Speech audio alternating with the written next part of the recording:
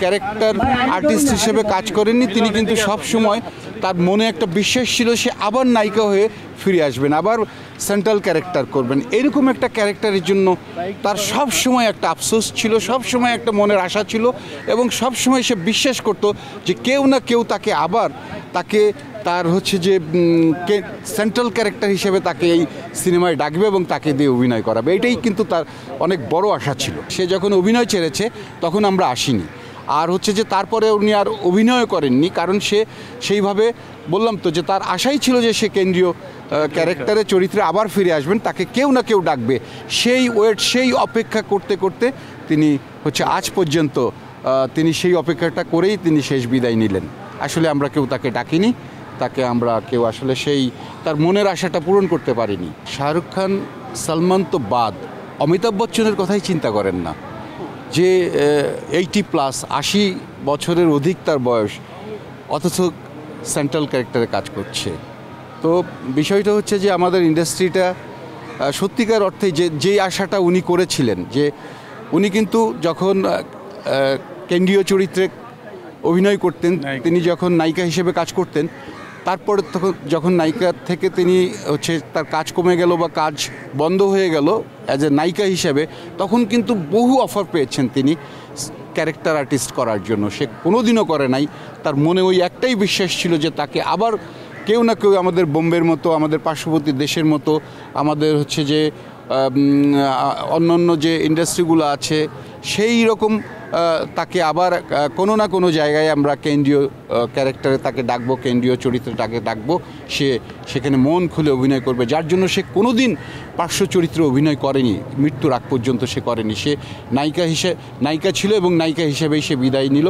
তার মনের আশাটা আসলে সে পূরণ করতে পারলো না। এটা আমাদের ব্যর্থতা, আমরা তাকে কাজে লাগাতে পারিনি। আর হচ্ছে যে আমাদের আসলে সেইভাবে পরিবেশটাও গড়ে ওঠেনি।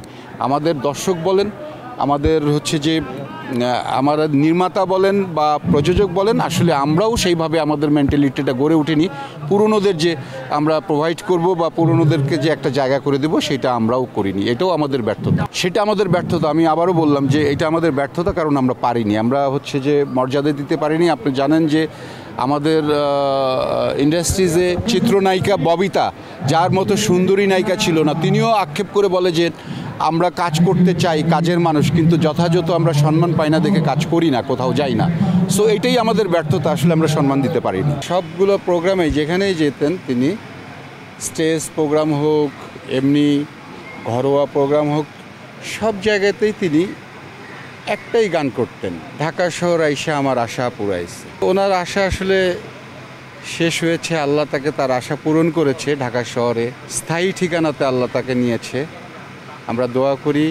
খুব ভালো মনের মানুষ ছিল, শিল্পী হিসেবে যতখানি বড় ছিল তার চেয়ে অনেক বড় ছিল, তার অনেক বড় মনের মানুষ ছিল।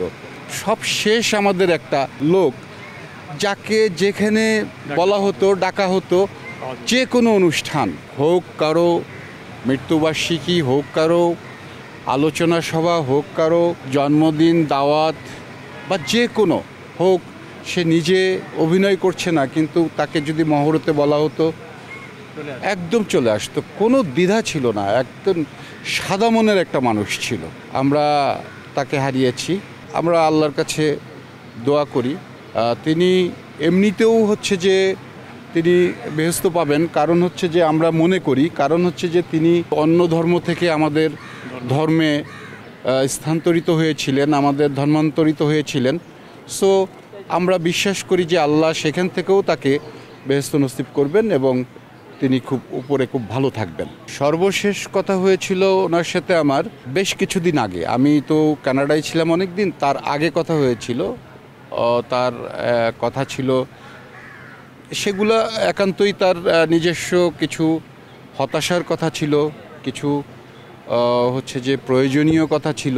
তার কাছ থেকে আমরা কিছু দিক নির্দেশনাও পেয়েছি, আমাদের অনেক সাজেশনও দিয়েছিলেন পরবর্তী ইন্ডাস্ট্রির ডেভেলপমেন্ট নিয়ে, ইন্ডাস্ট্রির উন্নয়ন নিয়ে। সে সবসময় কিন্তু একটা এই চলচ্চিত্রের উন্নয়নের জন্য একটা সর্বজন স্বীকৃত একজন ব্যক্তি ছিলেন। আর তাছাড়া উনি আমার সাথে কলিগও ছিলেন, আমরা সেন্সর বোর্ডে একসাথে কাজ করেছি। খুবই একটা ভালো মনের মানুষ ছিলেন। একজন প্রযোজকের একটা সিনেমা কিভাবে সেটা ছেড়ে দিতে হবে, কিভাবে সেটাকে পাশ করিয়ে দিতে হবে, ছবিটা যেন আটকে না যায়, ছবিটা যেন পড়ে না থাকে, প্রযোজকের যেন ক্ষতি না হয়, সব সময় সেই চেষ্টাটাই করতেন তিনি।